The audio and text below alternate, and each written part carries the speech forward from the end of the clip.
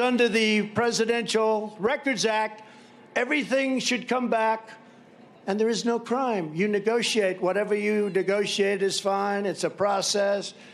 But they make it sound like the greatest crime in America was committed. Welcome back. The Justice Department suspects former President Trump still has documents that belong to the government and possibly classified material beyond what was seized at Mar-a-Lago. Sources tell NBC News that the top DOJ counterintelligence official recently communicated that concern to Trump's legal team. The Justice Department has signaled in court filings that there may be documents missing. FBI agents found 48 empty folders marked classified when they searched Mar-a-Lago in August. Author and New York Times senior political reporter Maggie Haberman has been covering Trump since her days at the New York Post in the 1990s. Her new book, Confidence Man, The Making of Donald Trump and the Breaking of America. And Maggie is here. Welcome back to Meet the Press.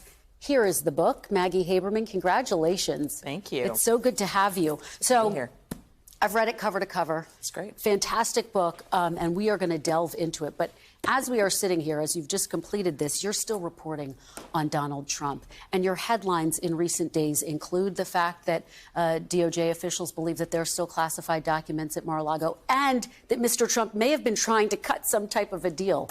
Do you think that Donald Trump understands how much legal jeopardy he's in right now? I actually do think he understands how much legal jeopardy he's in. And then I think he convinces himself that it's not that bad. But the fact that he spent $3 million on a retainer for a lawyer whose advice he has sometimes not listened to, I should note. But the fact that he was willing to do that, I had people who worked for Trump in the 1990s reach out to me to say, this is the biggest legal retainer he has ever paid, as far as they knew. So I think that speaks to how concerned he is. Well, I think it's a significant point you make because you really detail all of the legal battles that he has had going back to the 1990s. And this moment, you're making the point, feels different. Let me ask you about one of the passages in your book that relates to this current moment. It relates to Herschel Walker, who Trump handpicked to run for Senate in Georgia. You asked him about what you called a complicated personal history that worried Republicans from the bat. So this was a conversation from a year ago in your book. Former President Trump says to you, quote, "I don't think it's a problem today." You ask, why is that? Why do you think that's changed? The president responds, because the world is changing. You write, he did acknowledge that it was changing. He didn't acknowledge that it was changing because he had helped change it. And as you know, Maggie, a lot of people have compared this moment to the Access Hollywood moment from Trump's candidacy. Is that a fair assessment, do you think? I think it's an understandable benchmark that people are looking toward. And I should note that when we had that conversation, Mitch McConnell, the Senate Minority Leader, was still not on board with Walker. I think he sort of threw in the towel eventually and got behind him. I don't know that everything is the same as Donald Trump. And I think that's what we're going to find out. There is Donald Trump, I still believe.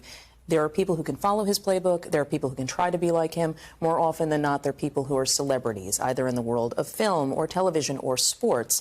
But Trump, I still think, may be sui generis in that he was part of the pop culture fabric for so many decades. And also the nature of these allegations are not the same as the Access Hollywood tape. And that was one of a number of controversies that Trump had survived. This feels a little different, but we'll see. One of the things that makes your book so fascinating to read is that you do go back to the beginning and you describe a portrait of a man who has wrestled with the truth since his very early days. And you have this anecdote when he goes to the dedication of the Verrazano Bridge with his father. He's a freshman in college at the time. And then years later, he talks to a New York Times reporter about it, and he gets all sorts of details wrong. The weather, things that were said at that dedication. And you write, he revealed himself to be an unreliable narrator of his own history from its early moments. His comments went unchecked for years, but for good reason. Why would anyone think such details might be untrue? Where do you think that impulse comes from, Maggie, from the former president to not tell the truth about things? It's a great question, but it has been with him for a very, very long time. I think there are parts of it that he absorbed. This is before Roy Cohn, his famous fixer and lawyer, was in his life. I think some of it is what he absorbed from his father, honestly, who was a very effective businessman, but knew how to cut corners and knew how to handle things certain ways. Trump just takes everything to a an extremely different level. And so exactly why it is that he seems to have this need and get this charge out of saying something that isn't true, or other times convinces himself something is the case because it feels better, and then still other times it sounds better. And I talk about that in the book, that sometimes he tells people, say X, Y, Z, it sounds better. It's all of the above. And of course, we saw that play out in the Oval Office as well, as he struggled with the truth over and over again. Now you have 219 candidates who fall into the category of election deniers. Do you think even Mr. Trump understood that he would have that impact on the party? I don't. I mean, I think that he looks at everything in terms of what works for him in short 10-minute increments of time. I think that the effect that it could have on other people, I think he delights in it. I think he likes feeling like he's powerful and like he's shaping the party. But I don't think that's the reason, and I don't think that's the long-term strategy. You also talk about his relationship with race over time. Goes back to his father. You also have this anecdote about how he pitches this idea to have an apprentice show that's divided along racial lines, African-American candidates versus Caucasian candidates. And he even confuses some Democratic staffers of color who are in the Oval Office with some of the serving staff. How do you think Mr. Trump has influenced race in America? I think if you look at that clip that you played earlier in the show of Senator Tuberville saying what he said, I can't imagine someone, he's a former high school football coach. I can't imagine someone saying that a few years ago. I think he has created a permission structure for people to say what used to be known as the quote-unquote quiet part in race-baiting politics out loud, and now it's just the doors are blown open. I want to talk to you about yourself, Maggie Haberman, the reporter. This has been covered, but I do want to delve into this, which is that the former president has said of you, I love being with her. She's like my psychiatrist. You've kind of dismissed those comments. You've said that's flattery. He says this to a number of different reporters.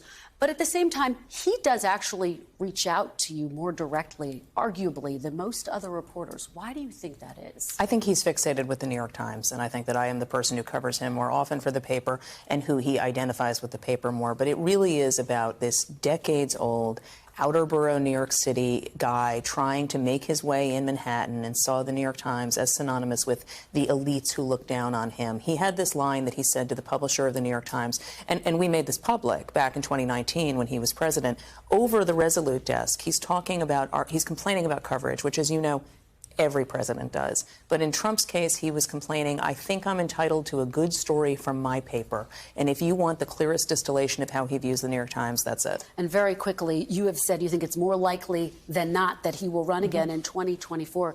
Is there anything other than health that you think prevents him from doing so at this point, Maggie? I think a fear of losing, and I think a disinterest in the process the way it is now. You know, there is a bitterness around him and a quickness to anger that, you know, he was always pretty quick to anger, but it has gotten more intense.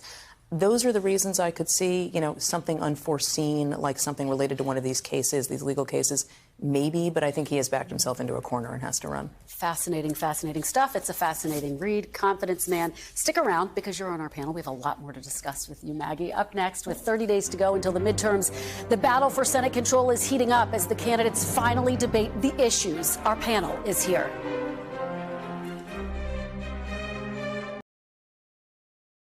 Thanks for watching our YouTube channel. Follow today's top stories and breaking news by downloading the NBC News app.